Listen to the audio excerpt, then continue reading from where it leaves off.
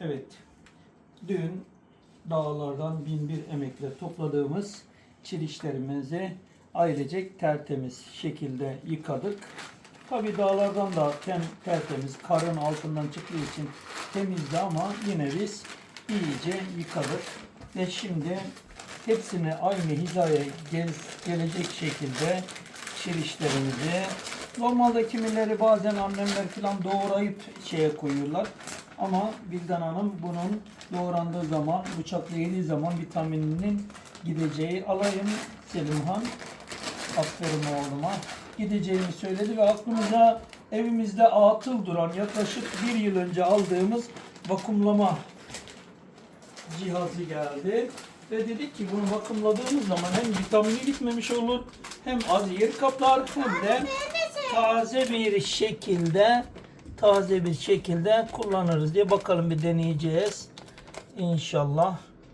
Şöyle bir vakumlama cihazımızla, evet, ilk önce suyunu aldırıyoruz. Daha sonra içerisindeki havayı çekiyoruz. Hem taze kalıyor hem de çok az yer kaplıyor. İnşallah arzu eden dostlarımız da yiyebiliriz. Kirişi sevmek bir aşktır zaten. Sevmeyen, bilmeyen insanlar zaten yemiyorlar. Ama bunun tadını bilenler bunun ne kadar güzel olduğunu, ne kadar lezzetli olduğunu bilirler. Tarifini de, yapılışını da daha sonra anlatırım. Evet, şimdi kaldıralım. Evet, bastık.